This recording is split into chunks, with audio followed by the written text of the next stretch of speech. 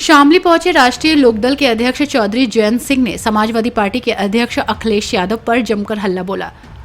अखिलेश यादव के 7 सीट से 2 सीट ज्यादा होती है के सवाल का जवाब दिया। जयंत चौधरी ने कहा कि 1 और 1 11 होते हैं, 6 और 7 का गणित हमें मत समझाइए। साथ ही उन्होंने कहा कि अखिलेश यादव हमें बेगम देकर हमें मात देना चाहते थे। चौधरी जयंत सिंह कैराना लोकसभा क्षेत्र से भाजपा उम्मीदवार प्रदीप चौधरी के समर्थन में जनसभा करने शामली आए थे। इन विषयों को लेकर बेहद गंभीर है और जो सरकार चौधरी चरण सिंह जी को भारत रत्न दे सकती वो किसान के नाम पे कभी क्यों कोई कसर छोड़ेगी? नहीं छोड़ेगी। और जो कमजोरियां थी, जो कमियां नहीं हो, जब पहले लोकदल का आदमी खड़ा होता था तो बुरा मत मानना बीजेपी के साथ हो सकता है। सरकार में तो आप ही लोग थे, हम लोग तो सड़क पे थे, आप लोग सड़क पे, आप सदन में थे। हो सकता है ये लोग सोचते हैं प्रतिद्वंदी आ गए हमारे, लेकिन आज जब लोकदल का रंग हरे रंग का पट्टा और टोपी पहन के आप जाओगे तो कहेंगे हमारे सहयोगी आ गए, हमारे साथी आ गए। इतना बड़ा फर्क होगा। जब मैं किसी मेज पे बैठ के, चाहे मुख्यमंत्री के यहाँ हो, चाहे देश के किसी कार्यालय के अंदर हो, किसी मंत्रालय की बात हो या प्रधानमंत्री के सामने कोई बात हो, अगर मैं खड़े होकर यहाँ शामली के लिए या किसानों के लिए जो लोकदल की विचारधारा 24 साल की है उससे जुड़ी कोई बात कहूंगा तो आज उस बात को लोग हाथों हाथ लेंगे, गले मिलाकर हमारे काम को पूरा करने, अंजाम तक ले जाने का प्रयास करेंगे। तो ये 1 और 1 11, ये 1 और 1 11। अब अखिलेश जी तो मुझे 6 और 7 का गणित सिखाना चाह रहे हैं, बट मैंने बता दिया बेगम हमें दे रहे थे और मारना हमें ही चाह रहे थे। तो इसका तोड़ भी आपको ही ढूंढना पड़ेगा। प्रदीप जी भी सहयोग करेंगे किसान के विषयों पे, पूरे अधिकार के साथ आप जाके दमदारी से अपने काम कराना, हाथ पकड़ के अपने गांव की तस्वीर दिखाना। कैराना लोकसभा क्षेत्र से भाजपा प्रत्याशी प्रदीप चौधरी के समर्थन में राष्ट्रीय लोकदल के अध्यक्ष चौधरी जयंत सिंह ने एक चुनावी सभा में अखिलेश यादव पर जमकर हल्ला बोला। जयंत चौधरी ने कहा कि केंद्र में प्रदेश की सरकार किसानों, कमेरों, गरीबों और आमजन के लिए अनेकों बार काम कर रही है। अनेकों सरकारी योजनाओं में समाज के हर तबके, हर वर्ग को लाभ मिल रहा है। जनता के मान सम्मान के लिए हम कसर कर भी सकते हैं, ये कसर नहीं छोड़ने में।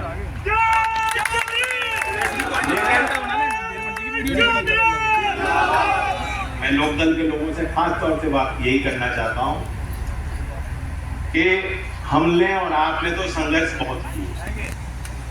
अब आप भी सोचिए, हमारे जो मुद्दे हैं, आप किसान की तरफ देखिए। किसान की अगली पीढ़ी जो है, चौधरी अजीत सिंह जी क्या हमारे क्षेत्र के लिए चाहते थे? वो चाहते थे कि यहाँ जमीनें तो उतनी छोटी रह गई, बंटवारे होते रहे, आगे भी होंगे। सामाजिक व्यवस्था कुछ ऐसी है कि खेती के लायक जमीन तो और कम बचेंगे जब तक कोई दूसरा स्रोत खड़ा नहीं होगा रोजगार का। खेती से अलग हटके भी औद्योगिक क्षेत्र में बहुत विस्तार होने की जरूरत है। उत्तर प्रदेश में लास्ट चीनी का उद्योग चौधरी अजीत सिंह जी ने स्थापित किया और उसके बाद कोई बहुत ज्यादा तरक्की हमने होती नहीं देखी। अब हमने देखा है कि सरकार ने जो केंद्र में है, उन्होंने एक इच्छा शक्ति उनकी है जो प्रबल है और जो दिखाई पड़ती है। इनके नजर में कोई काम छोटा नहीं होता। जब तक ये सोच हम समाज में और नेताओं में पैदा नहीं करेंगे कि काम कोई कमजोरी या छोटा नहीं है। खासकर मजदूरी करने वाला मजदूर, जो कारीगर है, कुम्हार है, लोहार है, सुनार है, जो हाथों से काम करते हैं, आपको लगता है कि अरे ये तो बहुत छोटे हैं। कई बार मुझे लोग आके मिलते हैं कि हम तो बड़े छोटे समाज से हैं। मुझे टोकना पड़ता है कि छोटा समाज क्या मतलब होता है। तो ये जो छोटे बड़े की आपस में बैर करने की हमारे क्षेत्र में पुरानी फितरत रही और ये रोग की तरह है। इस व्यवस्था से बाहर निकलते हो, शहर में चले जाते हैं लोग, तब भी वो जाति से नहीं ऊपर उठ पाते। यही तो चौधरी चरण सिंह जी की मुख्य लड़ाई थी। वो जातियों को के महत्व इतना ही देते थे कि उनको यह समझ में था कि मंच पे राजनीतिक व्यवस्था में सामाजिक मुख्यधारा में हमें ख्याल रखना है कोई भी जाति वंचित ना रह जाए। इसलिए बहुत से ऐसे समाज के लोग जिनको कभी मौका नहीं मिला, चौधरी साहब ने बीकेडी के समय से उनको चुनाव भी लड़ाया, संगठन में इन्वॉल्व। आज वही हम स्थिति देख रहे हैं, वही एक राजनीतिक सोच देश में विकसित करने की कोशिश सरकार में बैठे लोग कर रहे हैं। एक योजना का नाम मैं बताना चाहता हूं, जो उदाहरण है विश्वकर्मा योजना। नरेगा योजना है मजदूर के लिए, लेकिन गांव में हो या शहर में हो, जो कारीगर है, जो नाव बनाता है, जो बर्तन बनाते हैं, जो मूर्तिकार है, जो माला बनाते हैं, वही लोहार, कुम्हार, सुनार, इनके लिए कौन सी योजना बनी थी? आज 13,000 करोड़ की योजना है। किस तरीके से इन लोगों को हम प्रशिक्षित करें, उनको लाखों रुपए तक का लोन देने की व्यवस्था। अभी सितंबर 2023 में लॉन्च हुई प्रधानमंत्री विश्वकर्मा योजना। इसकी अभी शायद बहुत लोगों को जानकारी नहीं हुई, लेकिन हम लोग मंचों से इसलिए बताने आए हैं कि बहुत बारीकी से सोचा जा रहा है किसान और खमेरे के लिए। अब किसान की मुख्य बात है दाम की। हर फसल का दाम कैसे बेहतर किसान को दिया जाए, कैसे सुनिश्चित हो। गन्ने की फसल की अपनी समस्याएं हैं। अब मैं धान का एग्जाम्पल देना चाहता हूं। आज यहाँ अखबारों में छपी नहीं होगी बात। पहली बार भारत सरकार ने 2020 में इसका प्रयोग किया। बाली में मंत्रियों की एक कॉन्फ्रेंस हुई संयुक्त राष्ट्र के तत्वाधान में, और वहां एक औजार तैयार किया गया। 5वीं बार 2020 के बाद भारत सरकार ने इसका प्रयोग किया है किसानों का बचाव करने के लिए। आपको मालूम है कि WTO के नियम है कि भारत जैसे विकासशील देश, कृषि प्रधान देश। चौधरी जयंत सिंह ने अखिलेश यादव को जवाब देते हुए कहा कि अखिलेश यादव जी 1 और 1 11 होते हैं, 6 और 7 सीटों का गणित हमें मत समझाइए। अखिलेश यादव हमें बेगम देकर हमें मात देना चाहते थे। आने वाले लोकसभा चुनाव में राष्ट्रीय लोकदल का एक-एक कार्यकर्ता भारतीय जनता पार्टी के उम्मीदवार को जिताने का काम करेगा।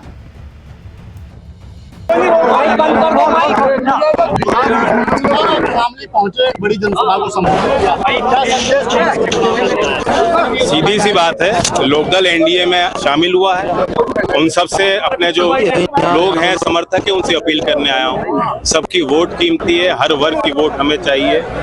जातिवाद से ऊपर उठकर किसान की बात को मजबूत करने के लिए, और चूंकि सरकार ने भारत रत्न दिया है, ये क्षेत्र हमेशा चौधरी चरण सिंह जी के साथ रहा। विशेष सम्मान और प्यार और लगाव लोगों के मन में है। तो चौधरी चरण सिंह से जुड़ी हमने कुछ बात बताई लोगों को। चो साहब, एनडीए ने 400 का नारा दिया है, लेकिन यहाँ पे ठाकुर भी नाराज है, गुर्जर भी नाराज है, जाट भी नाराज है, तो सैनी भी नाराज है। कैसे मैं कई चुनाव में लड़ा हूँ, कई चुनाव देख लिए। जी जी जी। चुनाव में पता लगता है कि सारे हमसे नाराज, जी जी, फिर मनाने पड़ते हैं। ये राजनीतिक प्रक्रिया होती है, तो इतना कोई नाराज नहीं कि वोट नहीं करेगा, सब वोट करेंगे। और सबको मालूम है कि क्या माहौल देश में बन रहा है, और जो देश में माहौल है शामिल उससे पीछे नहीं। जैसे सहारनपुर की रैली में आप नहीं दिखे, प्रधानमंत्री की रैली में मैं पहुंच नहीं पाया। आपको किसानों का दुख, बहुत बड़ा दुख है कि आप पार्टी के लोग थे। आज मैं यहाँ हूँ, योगी जी के साथ बागपत में मंच साझा किया। आगे भी कार्यक्रम होगा, साथ रहेंगे हम लोग। 12 में भी कार्यक्रम है, योगी जी और मैं दोनों हस्तिनापुर में कार्यक्रम कर रहे हैं। अच्छा, अखिलेश जी ने कहा है चौवन्नी, तो प्रधानमंत्री पूछेगी चौवन्नी कौन है, ये कटास किया है। अब मुझे समझ नहीं आता जी उनकी अखिलेश जी की बात में मजाक में लूं या सीरियसली लूं। आपने कहा अखिलेश जी शतरंज की चाल में फंसाना चाहते हैं, वो समझ गए लोग क्या कहना चाह रहे हैं। बेगम तो डेली राजा को मारना चाह रहे थे। अखिलेश यादव गुट पी कर देखिए, जहाँ सम्मान होता है वहीं हम लोग रहते हैं। हमारी आदत का हिस्सा है। अगर सम्मान नहीं मिल रहा होता, और किसको सम्मान नहीं मिल रहा, जब चौधरी चरण सिंह जी को भारत रत्न इसी सरकार ने तो दिया है। प्रधानमंत्री जी की मुस्कुराहट आपको देखनी चाहिए थी उस दिन, जब भारत रत्न मुझे दिया जा रहा था। तो अंदर की सपा प्रत्याशी है उत्तराखंड समाजवादी पार्टी के, उनके जो भाई है ना, उनका एक वीडियो वायरल हो रहा है। वो कह रहे भाजपा वालों को सीधे सीधे धमकी दे रहे हैं कि हाथ न लगा दे, हम मनोबल रसन के औलाद है, इसके बारे में क्या कहेंगे? सब किसी न किसी के औलाद ही होते हैं, उनका भी सम्मान है और दूसरों का भी सम्मान है। सर मुजफ्फरनगर सीट कोई जोर जबरदस्ती किसी के साथ कर नहीं पाएंगे। मुजफ्फरनगर सीट और कैराना सीट ऐसा लग रहा है कि जाती दिखाई दे रही है एनडीए से। नहीं, तो अलग अलग विश्लेषण होते हैं, ये तो आपका विश्लेषण है। संजीव बालियान का विरोध है, प्रदीप सांसद जी का विरोध है। अच्छा मुझे ये बताओ, अब एक हफ्ता बचा है कैंपेन को, पहले चरण के चुनाव कब खत्म हो जाएंगे प्रचार? 17 तारीख। अब 7 दिन तो बचे हैं, अभी तक कोई मीटिंग करी हो तो बताओ। इंडिया कहाँ है? कागज में ही तो है, दिल्ली तक तो सीमित है। सोशल मीडिया के कुछ साथी बंधु हैं, वही तो चला रहे हैं। जमीन पर आज अभी तक उनको हिम्मत नहीं मिली कि हम मीटिंग कर दें। अखिलेश जी आके प्रचार क्यों नहीं कर रहे? क्यों नहीं कर रहे? मैं पूछना चाह रहा हूँ, कर देना चाहिए था। इतनी मजबूत स्थिति होती तो नेता भीड़ से पीछे रहता है। नेता को तो भीड़ चाहिए होती है, ये तो हम लोगों की खुराक होती है। और जहाँ इतना उनके पक्ष का यदि चुनाव होता तो अब तक वहाँ लोगों के बीच नहीं आए होते। तो 400 पार कैसे होगा? जैन भी वहाँ में मुसलमान भी आईडी से जुड़ा था। नहीं जुड़ा है। अल्पसंख्यक समाज, चाहे वो बहुसंख्यक हो चाहे अल्पसंख्यक हो, हमारी पार्टी उनके लिए, और हमारी लौती पार्टी है जिसने तय किया और सुनिश्चित किया विधायकों के लिए। हमने सीमा बांधी सब विधायकों के लिए। 51% आप अनुसूचित जात में और अल्पसंख्यक वर्ग को देंगे, चाहे सिख हो चाहे मुसलमान हो चाहे जैन समाज के लोग। 51% हक, तो जो रिसोर्सेज हमारे पास है वही हम आवंटित कर रहे हैं। तो कैराना की जनता को क्या संदेश देना चाहते हैं जैन चौधरी? प्रदीप जी पे फिर विश्वास जताएं और उनको मजबूती दें, तभी मेरे हाथ मजबूत होंगे, कलम में स्याही मिलेगी और मोदी जी के 400 पार का नारा को हम पूरा करना। हर न्यूज अपडेट के लिए डिस्क्रिप्शन बॉक्स में दिए हुए लिंक से ज्वाइन करें रॉयल बुलेटिन का व्हाट्सएप ग्रुप और पाएं हर खबर सबसे पहले अपने व्हाट्सएप पर। अपने आसपास की खबरों के लिए सब्सक्राइब करें रॉयल बुलेटिन और इस वीडियो पर कमेंट के जरिए अपनी राय देना ना भूलें।